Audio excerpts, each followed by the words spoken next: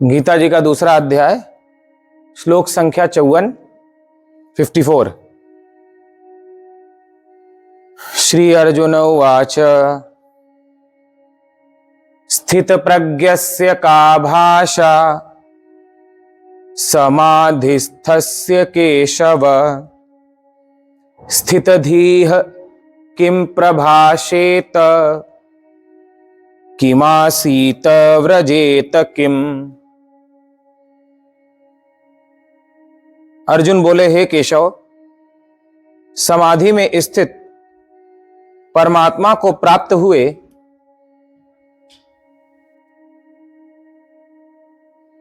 स्थिर बुद्धि पुरुष कैसे बोलता है, कैसे बैठता है और कैसे चलता है। जाने बिनु न होई प्रतीति, बिना जाने विश्वास नहीं होता, बिनु प्रतीति होई नहीं प्रीति। बिना विश्वास के प्रेम नहीं होता, प्रीति बिना नहीं भक्ति दृढ़ाई, और बिना प्रेम के भक्ति दृढ़ नहीं होती। सबसे पहले जानना होता है किसी के बारे में, जानने के बाद विश्वास होता है, विश्वास हो जाने के बाद उससे प्रेम हो जाता है, और प्रेम होने के बाद उसकी भक्ति प्राप्त होती है, और भक्ति से मनुष्य का उद्धार होता है, कल्याण होता है। महात्मा अर्जुन को भगवान श्री कृष्ण ने युद्ध करने की आज्ञा दी। अर्जुन मन में विचार करते हैं कि मैं इनकी बात क्यों मानूं, इनकी आज्ञा क्यों पालन करूं। पहले मैं ये जान तो जाऊं कि इनकी आज्ञा मुझे पालन करनी भी चाहिए या नहीं करनी चाहिए, ये इसके योग्य हैं भी या नहीं है।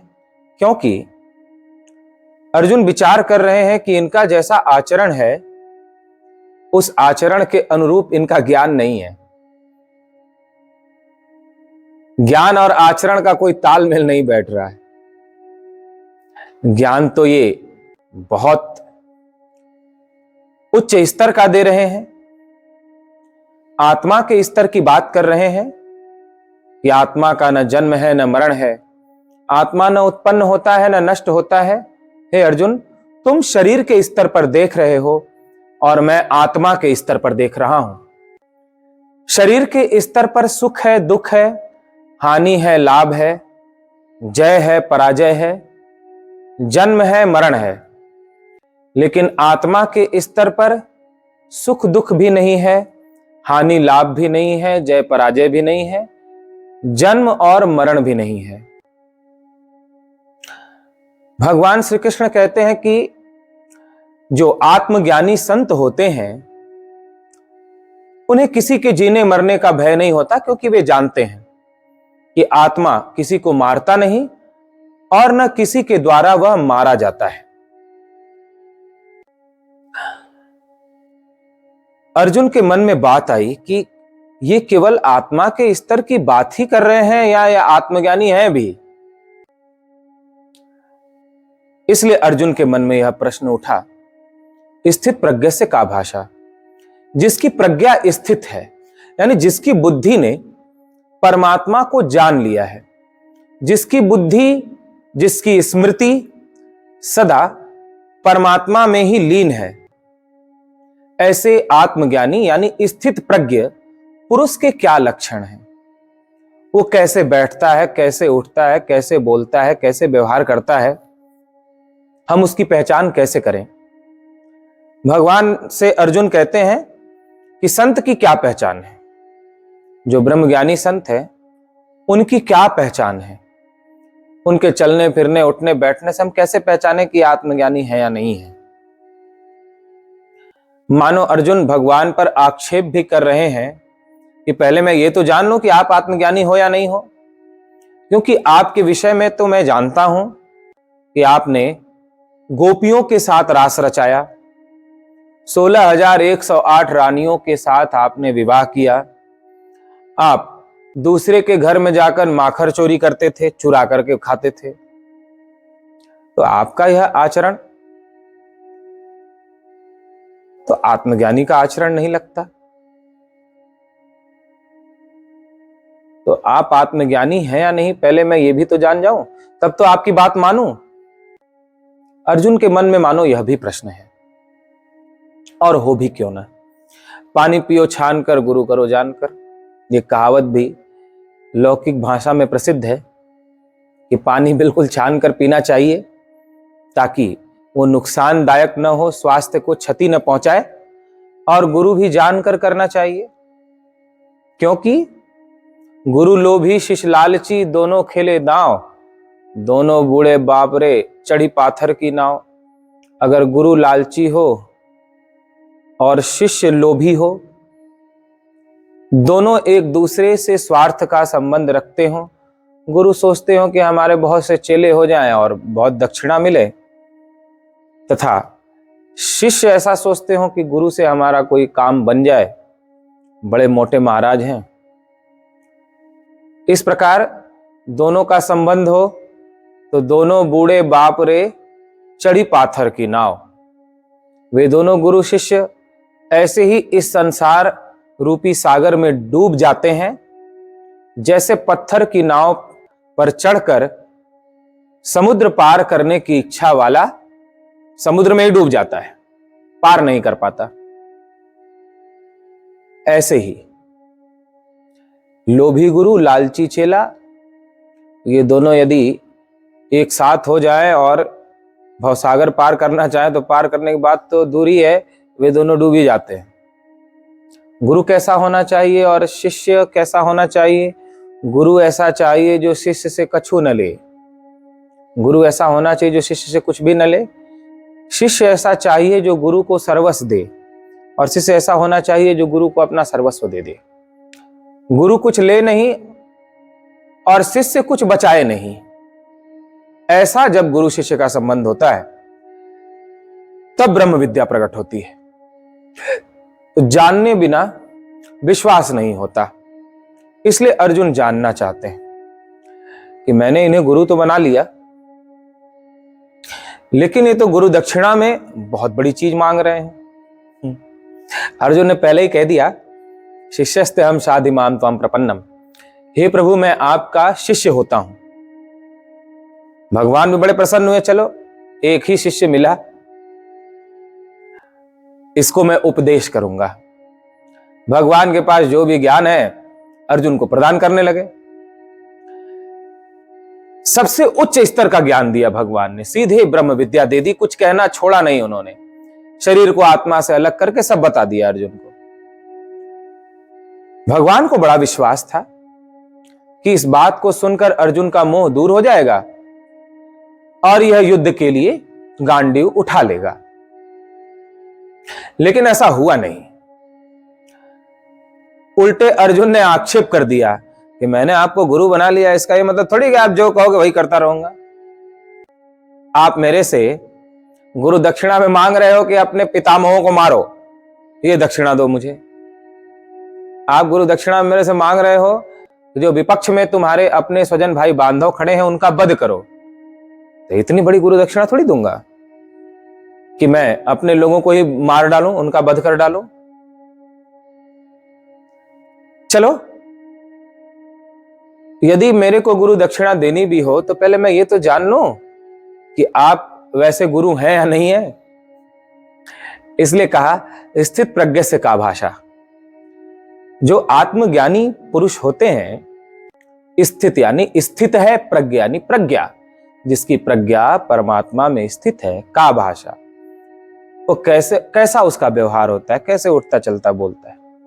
समाधि, जिसकी बुद्धि सदा समाधि में स्थित है, जो व्यवहार करते हुए भी समाधि में ही रहता है, जो बोलते हुए भी समाधि में रहता है, देखते हुए भी समाधि में रहता है, खाते पीते सोते बैठते उठते जागते शरीर में रह करके भी शरीर में नहीं रहता, सब कुछ करते हुए भी कुछ भी नहीं करता, हंसते हुए भी नहीं हंसता, रोते हुए भी नहीं रोता, बोलते हुए भी नहीं बोलता, सुनते हुए भी नहीं सुनता, करते हुए भी कुछ नहीं करता, चलते हुए भी कहीं नहीं जाता। बिनु पग चले सुने बिनु काना, कर बिनु कर्म करे विधि नाना। बिनु बाणी बक्ता बड़ जोगी, आनन रहित सकल रस भोगी। तुलसीदास जी ने बताया, कर बिनु कर्म करे विधि नाना। हाथ नहीं है तो भी नाना प्रकार के कर्म करता है। और इसी को दूसरे शब्दों में हम कह रहे हैं कि हाथों से कर्म करते हुए भी कुछ नहीं करता, कानों से सुनते हुए भी कुछ नहीं सुनता, वाणी से बोलते हुए भी कुछ नहीं बोलता, खाते हुए भी दिखाई पड़ता है लेकिन कुछ नहीं खाता। एक बार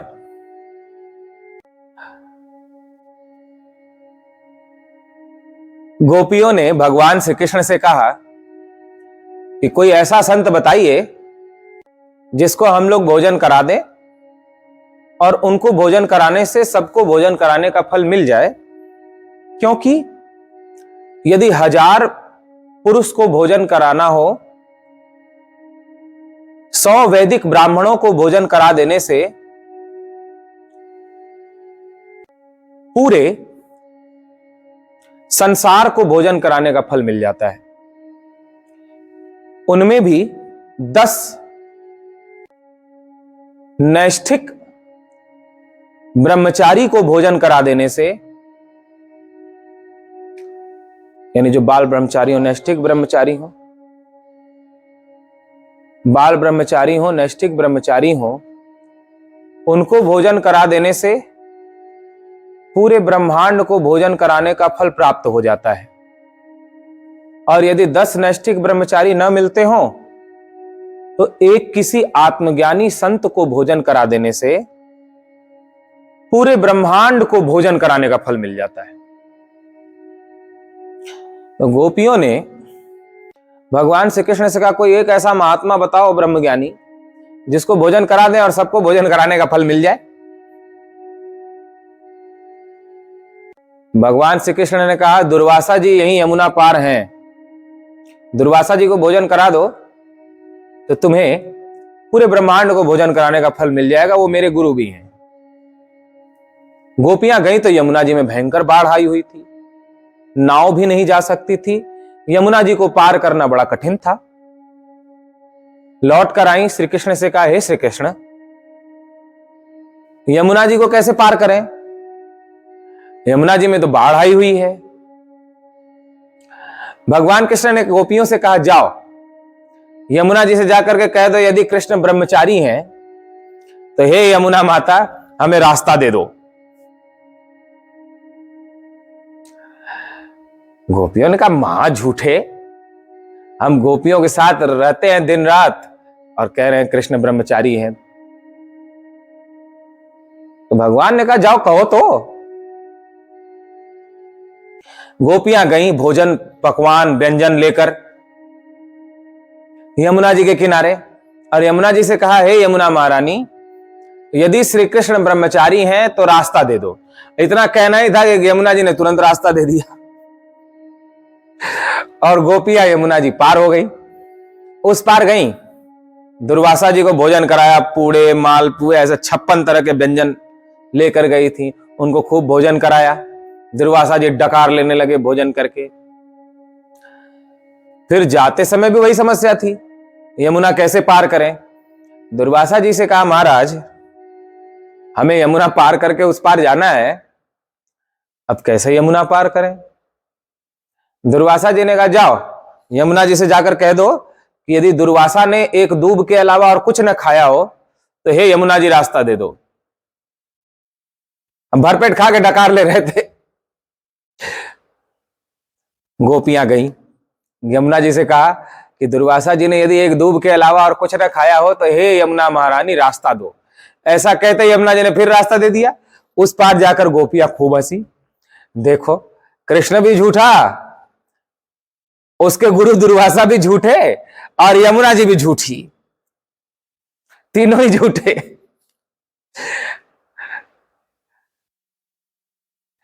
तो बड़ी विचित्र लीला भगवान श्री कृष्ण की रही।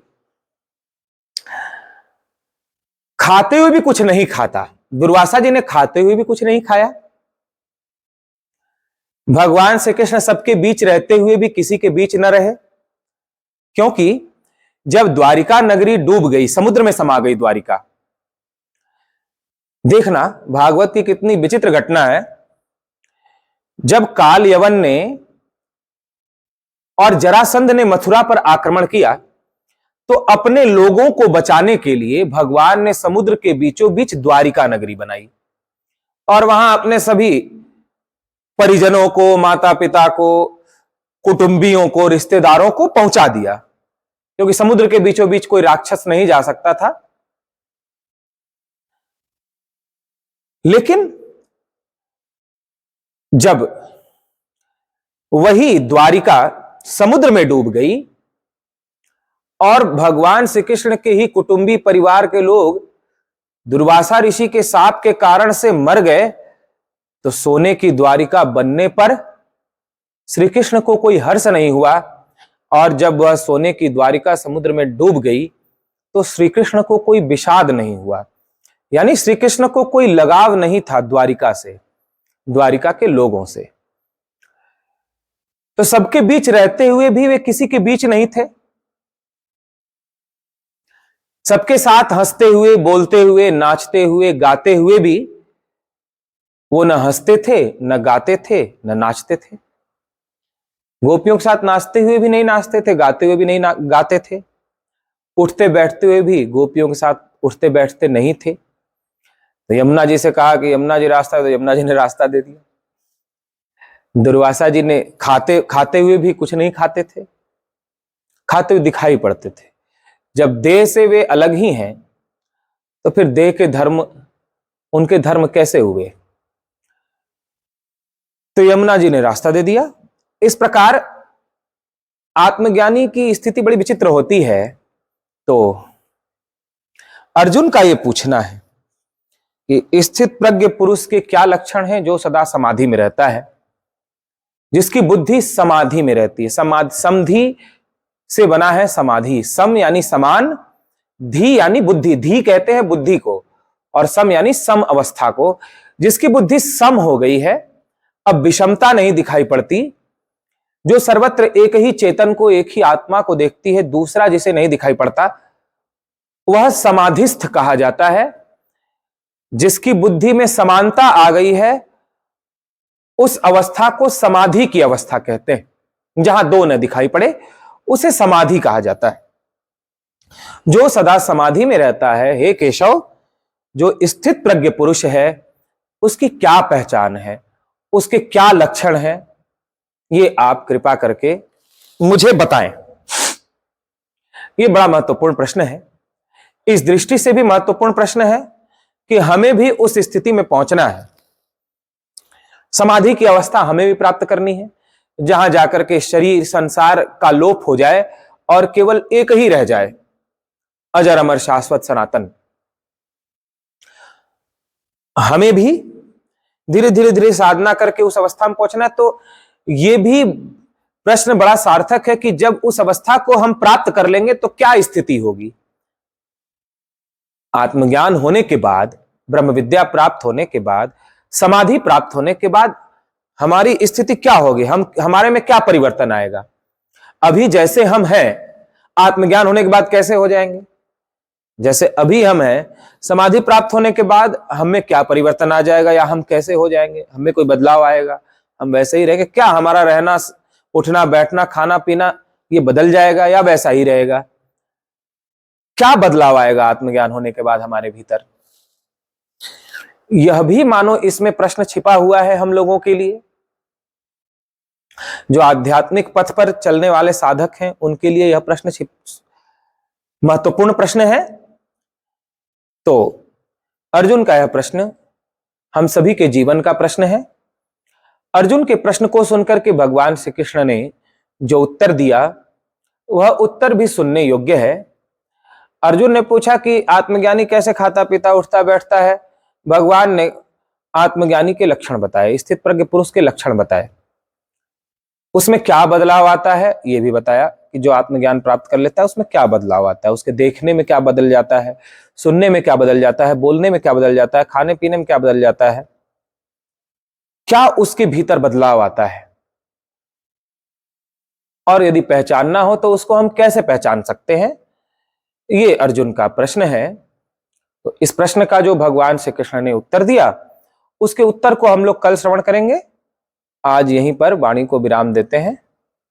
अब महत्वपूर्ण उत्तर जो भगवान ने दिया, स्थित प्रज्ञ पुरुष के लक्षण बताए, या उत्तर में यह भी जान सकते हैं कि स्थित प्रज्ञ पुरुष होने के लिए हमारे भीतर कौन किन किन लक्षणों का अभ्यास होना चाहिए, हम क्या क्या गुण अपने भीतर लाएं जिससे हम भी स्थित प्रज्ञ या आत्मज्ञानी हो सके।